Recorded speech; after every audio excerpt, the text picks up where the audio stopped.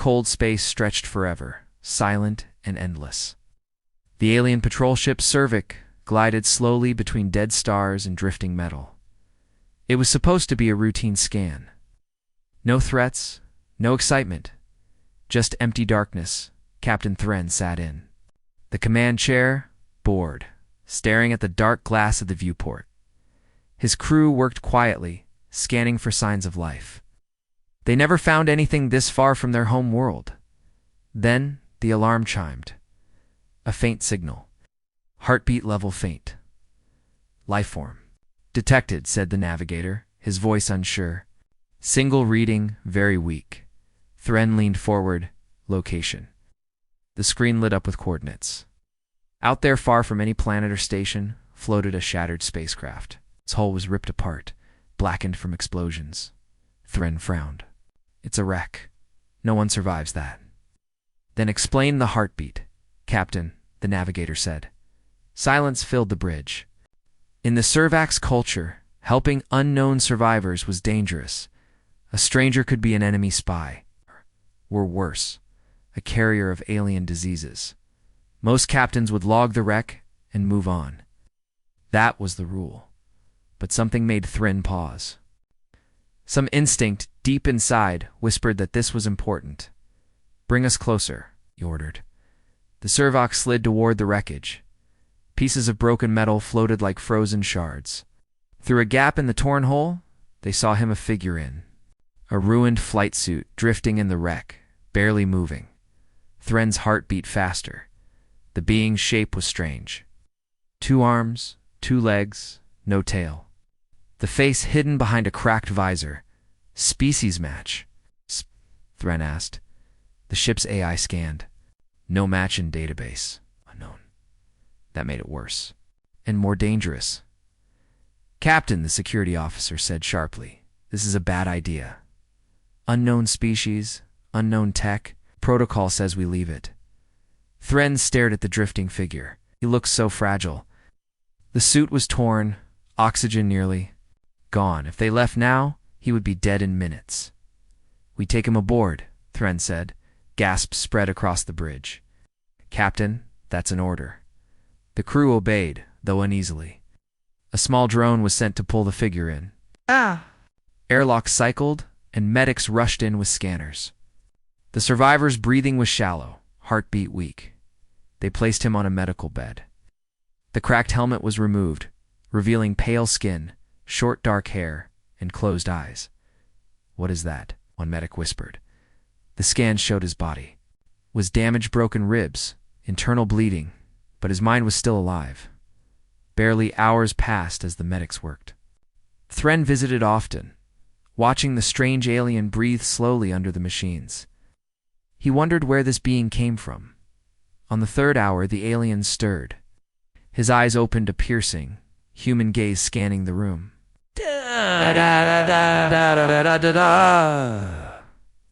The medic stepped back.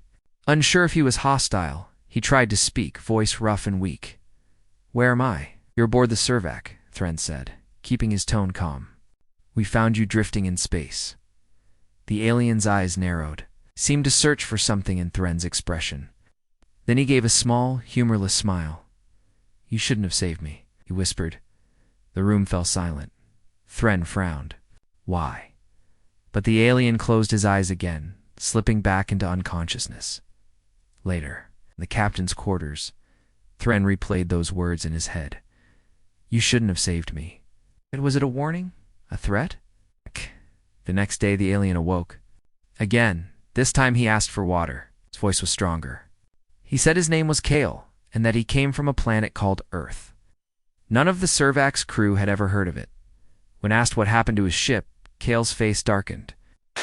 We were attacked, not pirates, not raiders.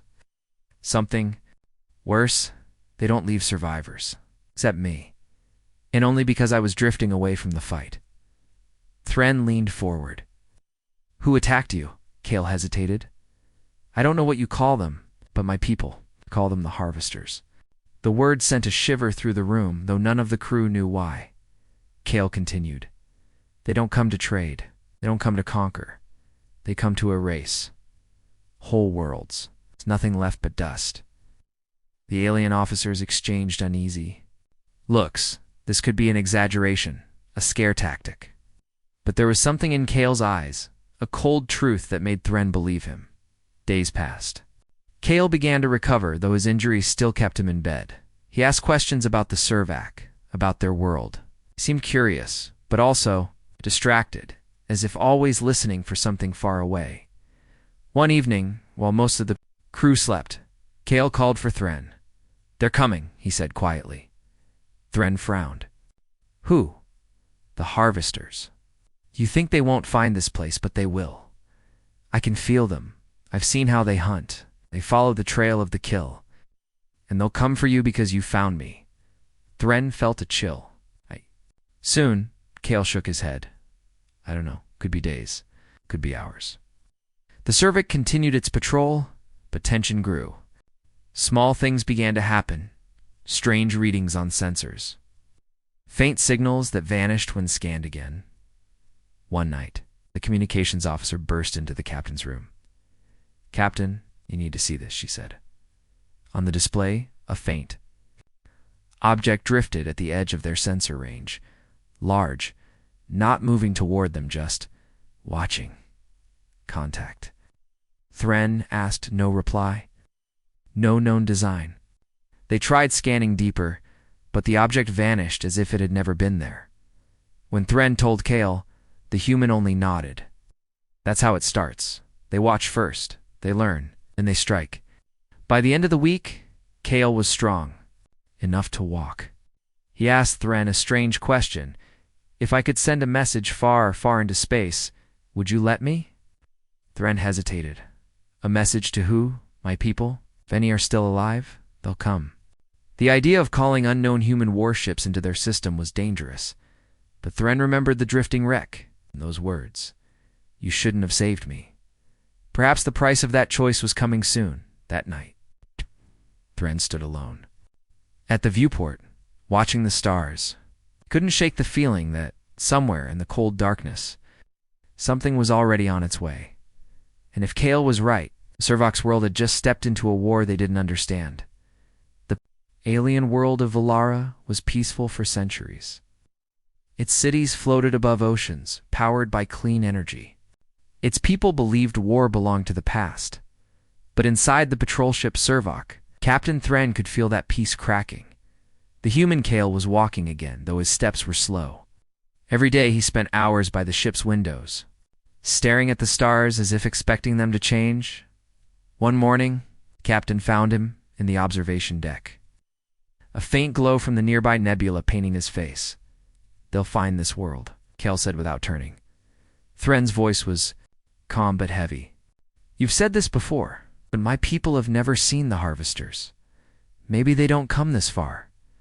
Cale finally turned. "They go everywhere. They don't stop until there's nothing left to take. You saved me, Captain. That means you've already crossed their path." The words stayed in Thren's mind. In Valaran culture, saving a stranger meant creating a bond life owed for life given. But what debt did they now owe to a man whose enemies could destroy planets? 3 days later, the Servac returned to Valara Prime, the homeworld. The landing platform shone under the twin suns.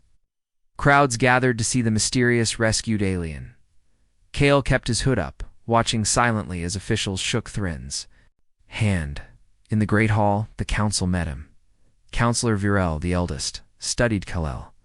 "You are far from your home, human. Our patrol says you speak of a threat." Kalel nodded. "I don't just speak of it. I've seen it. My ship was one. Of many, part of a fleet defending a colony. We fought for 2 days. We lost everything. They don't take prisoners. They don't send messages. They only leave silence." The council listened, some with doubt in their eyes. "What do they want?" asked another counselor. Cale's gaze was steady. "Life, energy, your oceans, your sun, your people. They strip worlds to the core." Murmurs filled the chamber. Valara had faced pirates, traitors, and rival nations before, but nothing like this. Outside the city, in the quiet research station, Thren met Kale again. "You spoke well," the captain said, "but they will take time to believe." They "Don't have time," Kale replied, "and neither do you." He asked for access to long-range transmitters. Thren hesitated. Such systems could reach across light years, and any message could bring more than just friends. But in the end, Thren agreed. In the transmission room, Kale sat before the console. His voice was calm but carried weight, too. "Any human ship in listening range. This is Kale Edrin, survivor of the Resolute. Coordinates attached. Friendly world here, Velara Prime gave me aid. If you receive this, come." He ended the message with a single coda signal humans used in desperate times. The Velaran engineers didn't understand it, but Thren noticed the faint, grim smile Kale wore as he sent it. That night, strange readings appeared in the Velaran deep space sensors. Weak bursts of energy, far beyond their borders. They came and went like whispers. The scientists dismissed them as natural phenomena. But when Thren told Kale, the human simply said, "They heard me." In the days that followed, Kale told more. Of his people, he described worlds with skies of silver, ships like moving fortresses, weapons that could crack asteroids. He spoke of a time when humans fought wars that burned whole star systems until they learned peace. Thren listened, half in awe, half in fear. If Kale's people truly had such power, then what would happen when they arrived? Would Velara be saved? Or swallowed? One evening, Kale was in the training hall, testing his strength. The medical staff had warned him to rest, but he moved with controlled precision, as if expecting to need his body soon. Thren stepped in. "You train as if battle is tomorrow." Kale stopped, breathing steady. "With the harvesters, it's always tomorrow."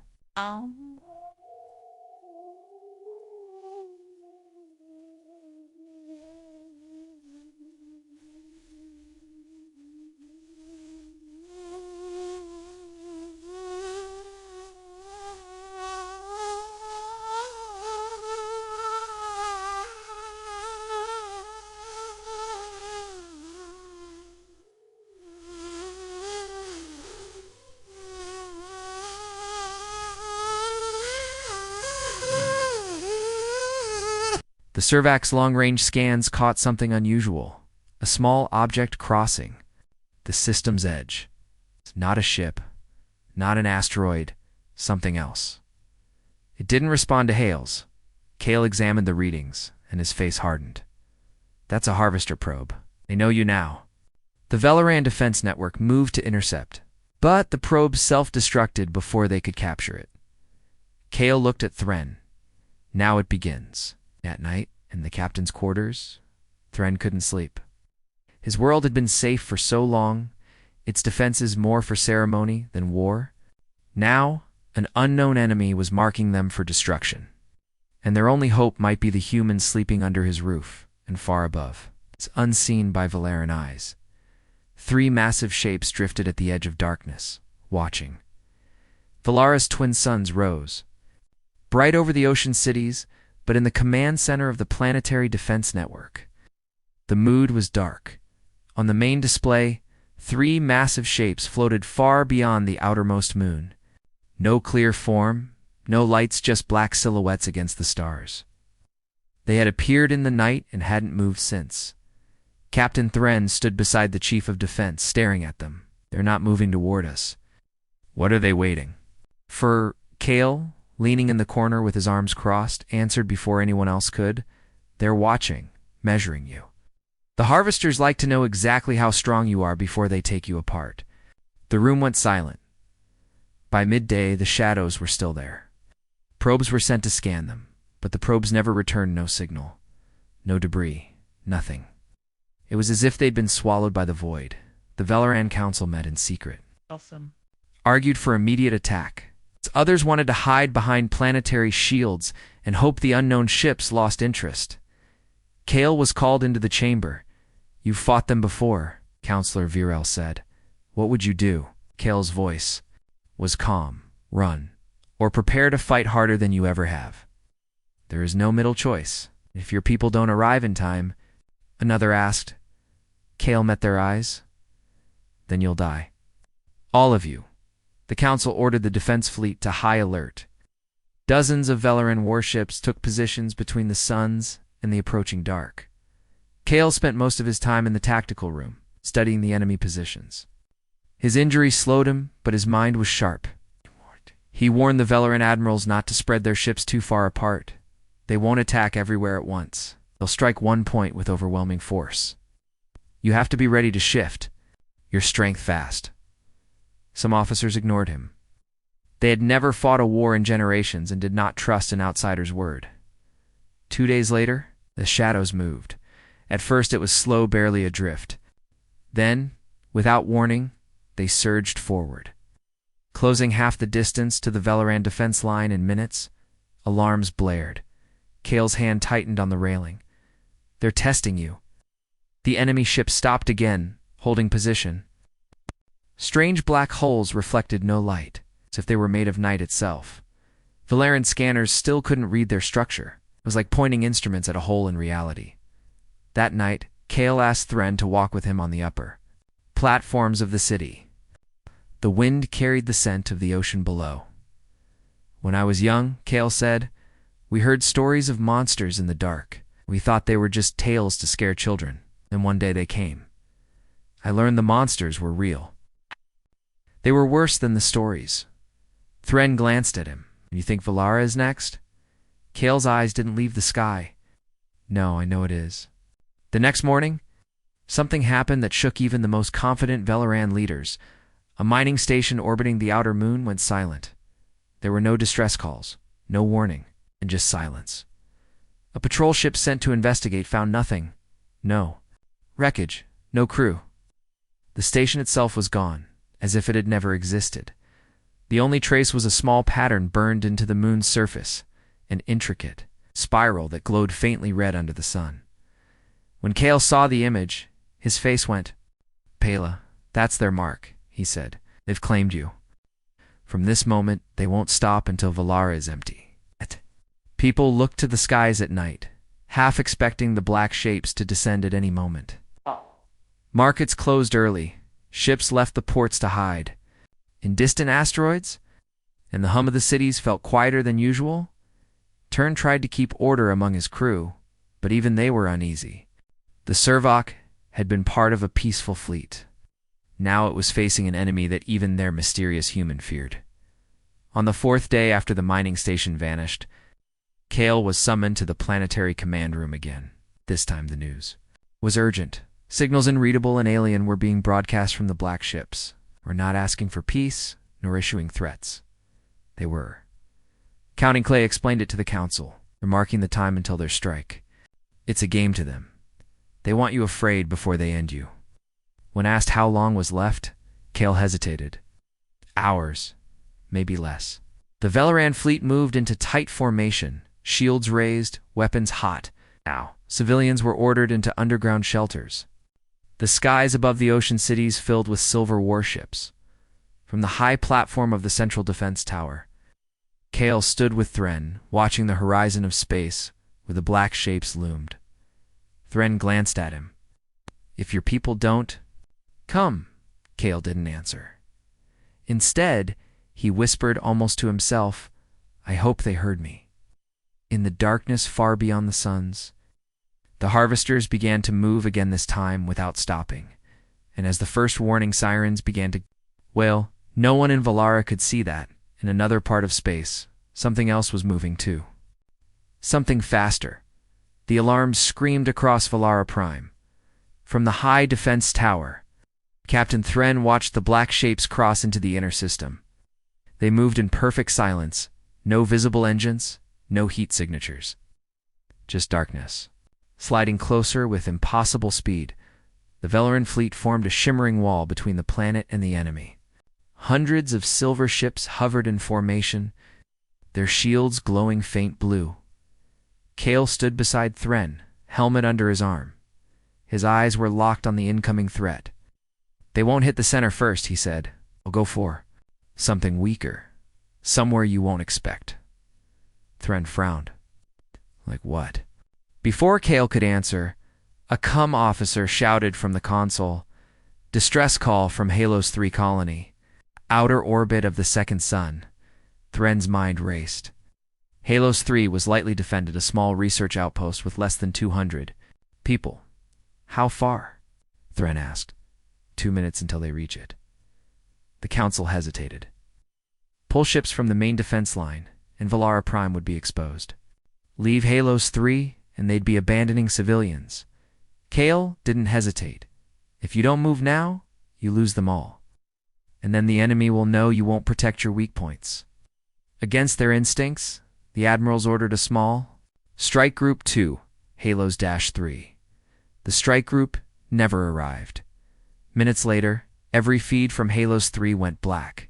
No explosions, no debris on sensors, just as if the colony had been erased from space. Then the image appeared from the moonside relay station. A grainy transmission showed the colony for one last second before a massive shadow blotted out the suns. In the next frame, the buildings were gone. The ground was burned to glass, and carved deep into the colony's center was a single spiral symbol. Glowing faint red dot. When Kale saw it, his fists clenched. That's the Harvester's claim, he said quietly. Now they've marked you, they will not stop until the mark is everywhere. The council chamber erupted in arguments. Some called for retreat to the far colonies. Others wanted to send every ship they had into the black shapes. Kale slammed a hand on the table. Can't fight them head on with what you have. You'll be torn apart. And what would you have us do? Counselor Virel demanded. Kale's answer was steady. Survive until my people arrive. Hours passed. The enemy ships didn't press further into the system. Instead, they began to scatter in strange patterns. As if mapping every rock and station, Kale explained it without being asked. They're looking for your lifelines, your food stations, your power relays, your transport hubs. They'll take them one by one until your cities starve in the dark. Thren studied him. You speak like you've seen it happen before. Kale's gaze turned cold. I have. That night, Valara's oceans reflected the light of burning ships. The Harvesters had struck a remote supply fleet. Dozens of cargo haulers turned into drifting wrecks in under a minute. Rescue crews arrived only to find silence. The few bodies they recovered were pale and drained, their faces frozen in expressions of terror. The Velaran people began to realize that this was not a war for territory. It was a hunt. By the 5th day, Kale had taken over part of the defense planning room. He was blunt, often harsh, but his strategies kept more outposts alive than the council's. He positioned ships in layered formations, ordered decoy convoys, and set traps using asteroid fields. Some Velaran commanders hated taking orders from an outsider, but they could not deny the results. Still, Kale knew they were only delaying the inevitable. Without human reinforcements, Valara would fall. The 7th day, something strange happened. One of the Harvester ships broke formation and moved closer to Valara Prime, just close enough for sensors to pick up details. Its hull was smooth, black, and alive with faint red lines that pulsed like veins. They're testing your shields, Kale said. The alien ship released a single sphere of light, which floated toward the planet. Before it could be intercepted, it detonated without sound high in the atmosphere. Every city's sky glowed crimson for an hour, and when the light faded, the spiral mark shimmered faintly in the clouds above the capital. The people of Valara panicked. Temples were filled with frightened citizens, markets were abandoned, and the sea lanes stood empty. Children cried in the shelters, asking when the red sky would return. Kale said nothing to comfort them. Comfort was useless. Only survival mattered. Now later that night, Thren found Kale alone on the observation deck, staring at the distant stars. You sent that message days ago, Thren said. If they were coming, shouldn't they be here by now? Kale didn't look away. Space is wide. Even our fastest ships take time. When they arrive. He paused. When they arrive, you'll see why you saved the wrong man. Thren didn't understand. But he knew Kale wasn't talking about the Harvesters anymore. Far beyond Valara's suns. In the black between galaxies, something moved at impossible speed. It was not a Harvester ship. It was something bigger, and it was coming. The alien fleet did not stop. Even after losing their lead ships in the first battle, They came again faster, stronger, more determined. The humans had expected this. War was never won in one fight. It was only delayed, and the enemy's anger always returned sharper. In orbit above the alien world, the valiant Dawn floated like a watchful predator. Its hull was still scarred from the last clash, but the crew had no time for repairs. Captain Rourke stood in the command deck watching sensor readings. Gah! Every blip on the display was another enemy vessel. And there were many. They know we won't leave, Commander Hayes said quietly beside him. They're right, Rourke replied. His voice was calm, but his mind was racing. The enemy had committed their main fleet now. This wasn't just a retaliation. It was an attempt to crush humanity's presence here for good. On the surface below, the alien city was tense, but alive. Only weeks ago, its people had been enemies, suspicious and fearful of humans.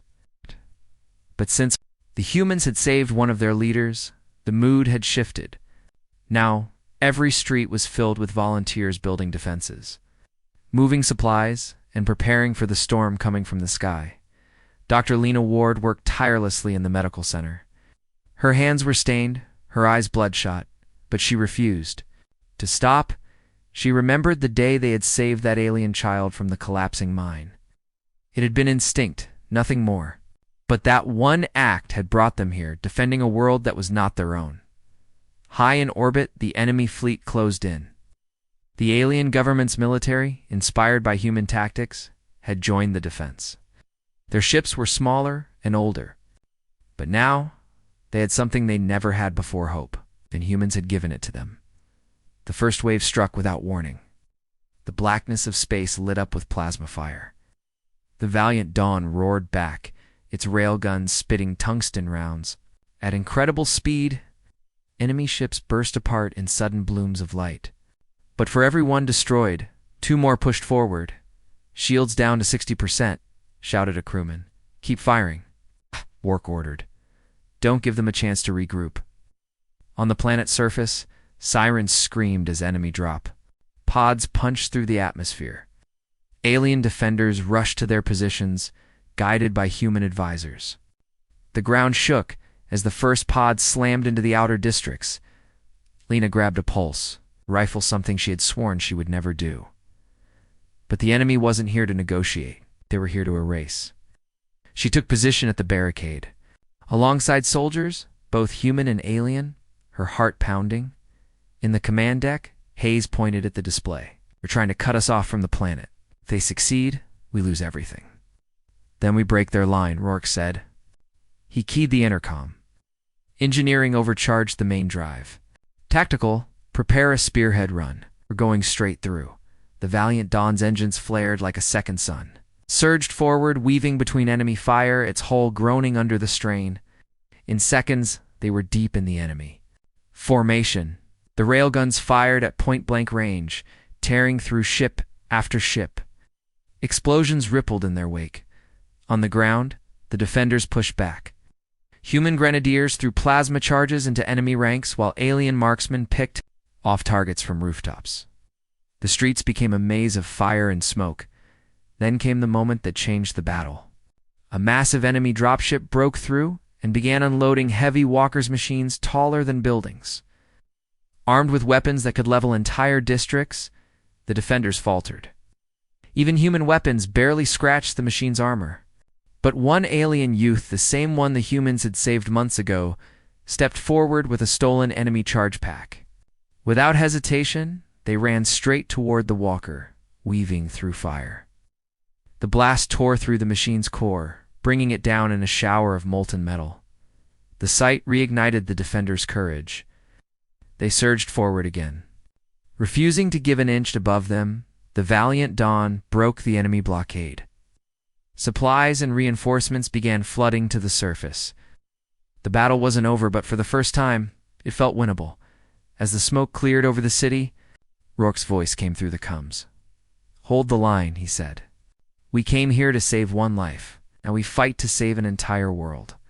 And in that moment, both humans and aliens understood. This wasn't just a battle. It was the start of something bigger. The wind on Xylar's northern plains was sharp. carrying the smell of burning metal and dust. Above the horizon, 3 human ships hovered, their hulls black against the crimson sky. The aliens below had gathered, hundreds of them, their armor shining faintly in the dying light. They were not here to welcome anyone. They were here to finish what they had started. 2 days ago, the Xylar Council had sent a desperate call for help. The enemy fleet had breached their last defensive ring. Their capital was hours away from falling, and yet the humans came. Not for power, not for conquest, but because long ago, a single Xylar soldier had dragged a wounded human pilot from a burning ship and refused to leave him behind. That act small in the scale of the galaxy had not been forgotten. Now Commander Rain stood on the open ramp of the lead ship. His eyes swept the alien crowd. "We are not here for war," he said, voice steady, but carrying across the wind. "But you will not touch this world again."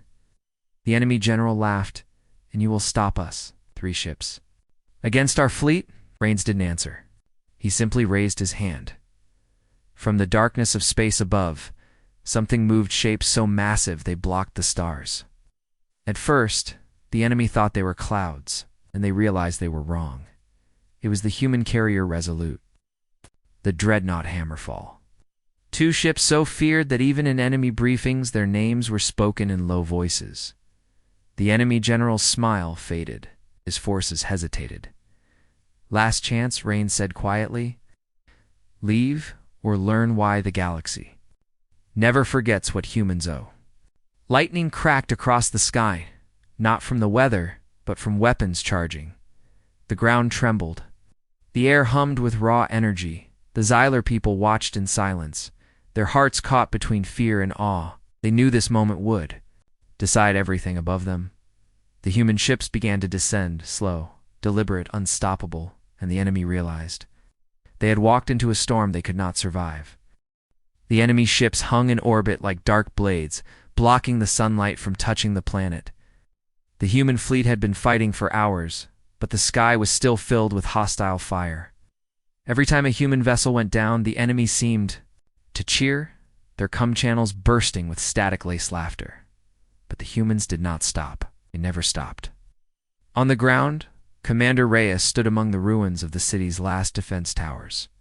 His armor was scratched and blackened from heat blasts, but his eyes burned with something the enemy could not understand: determination. Round him, soldiers moved quickly, setting up portable railguns, loading fresh energy cells, and dragging wounded away from the front lines. The air was thick with smoke, and the sound of orbital cannons shook the ground like thunder. Somewhere above the clouds, the largest enemy warship was preparing a planet-cracking strike. Reyes knew they didn't have much time. He tapped his cum. "Shadow Squadron, are you in position?" A voice crackled back. "Almost. We're threading through their fire. This is going to be close." Shadow Squadron was humanity's best. 6 stealth corvettes, invisible to most sensors, armed with weapons designed to cut through capital ship armor. But the enemy wasn't blind. They could sense movement, feel the faint ripples of disruption in space. Reyes looked to the horizon. A trail of light cut across the sky as the first stealth corvette broke through the clouds, engines burning hot. Enemy fighters immediately peeled off to intercept. "Cover them," Reyes shouted. His soldiers fired everything they had. Missiles streaked upward, railgun rounds cracked the air, and anti-air turrets pounded the sky. The ground became a wall of defiance. Above, Shadow Squadron moved like predators. They slipped between explosions, their hulls absorbing and bending light, vanishing, then reappearing in bursts of engine flare. The enemy warship loomed ahead, massive, cruel, its hull bristling with weapons. Reyes knew this wasn't just about winning a battle. This was about sending a message, the same kind of message the humans had heard long ago, when a single alien ship had once saved one human life. Now, humanity was returning the favor, but on a much larger scale. The enemy warship fired its main cannon. A beam of molten light carved through the clouds, vaporizing an entire mountain range miles away. The shockwave nearly knocked Reyes to his knees. Then, Shadow Squadron made their move. The first corvette dove low, skimming along the warship's hull, planting magnetic charges. The second weaved upward, targeting the shield generators. The third vanished completely from visual sensors. No one knew where it went. Enemy fighters swarmed. 2 of the corvettes were hit, spiraling out of control. But their crews kept fighting until the last moment. Ramming into enemy destroyers and taking them down with them, the 4th and 5th corvettes broke. Through the warship's outer defenses, their rail cannons firing point blank. Armor plates shattered. Debris rained into the planet's atmosphere like burning meteors. Reyes heard the calm voice of Shadow Leader over the comm. "We're in the heart of it now. Finish this for us, Commander." And then silence. The enemy warship's midsection exploded in a chain reaction, fire blooming outward like a dying sun. A shockwave ripped through the clouds, clearing the sky for the first time in days. But Reyes didn't celebrate. He could see the other enemy ships regrouping. The battle was not over. The humans had struck a blow. Yes, but the real fight was still coming, and when it came, Reyes intended to make sure the galaxy never forgot what humanity did for those they called allies. The great battle was over, but the silence it left behind felt heavier than the noise of war. Human ships floated in orbit above the alien world, their hulls scorched, their crews exhausted. Below, the planet's cities still smoked from the fires. But they were standing alive because humans had chosen to come back. The first dawn, after victory painted the sky gold. On the ground, people emerged from hiding for the first time in weeks. Children looked up and saw not the black shapes of enemy warships, but the gleaming outlines of human cruisers. They waved, and even though the humans in orbit could not see each face, they felt the thanks in their hearts. Captain Rourke stood at the viewing deck of the Iron Resolve. His crew was silent, all watching the same view. No one spoke, because they all knew what they had done here. This was not just a rescue, it was a promise kept. A single act of kindness from this world, years ago, had brought humanity across. Light years to defend it. Commander Isla approached him slowly. "Orders from High Command?" "They said to return," Rourke answered, "but I think we'll stay for a while. They've lost too much to be left alone now." News of the battle spread across the galaxy. To some species, it was a story of human stubbornness, a waste of resources for a small, unimportant planet. To others, it was a warning that humanity never forgot a debt. And to a few, it was hope. The alien leader Vecker stood on the shore where the humans had landed. His robes were tattered, his people gathered behind him. When the human soldiers approached, he stepped forward and bowed deeply. "You saved our world," he said, his voice shaking. "We can never repay you." Rourke shook his head. "You already did a long time ago. We were just returning the favor." For days, humans worked side by side with the locals. They rebuilt homes, restored power, and dug fresh water lines. The smell of food began to replace the stench of smoke. Laughter returned to the streets, the Iron Resolves. Engineers left behind defense shields and orbital sensors, so the planet would never be caught unprepared again. Medics trained local healers. Farmers received new crops that could grow faster and feed more mouths. Humanity didn't just save the world from destruction, they gave it a stronger future. But Rourke knew this wasn't the end. Somewhere out there, the enemy still plotted. The war might come again to this world or another, and when it did, humanity would remember. On the final night before the humans left, the locals gathered on the highest hill. They lit hundreds of small lights that floated into the sky. From orbit, the human crews saw them rise, forming a glowing constellation over the dark side of the planet. In the quiet of his quarters, Rourke recorded a final log. Mission complete. But it wasn't just a mission, it was proof. Proof that, even in the cold, dangerous expanse of space, there are bonds worth fighting for. They saved one life. We saved their world. And if the galaxy hasn't learned yet, it will. The Iron Resolve lifted from the surface, engines rumbling softly, and climbed into the night sky. The people below watched until the ship became a small star among many. And somewhere in the deep, where shadows moved between suns, whispers began to spread. Whispers of humans who did not forget, who did not run, who had crossed the stars. For a promise, it was the end of one story. But for the galaxy, it was the beginning of a legend.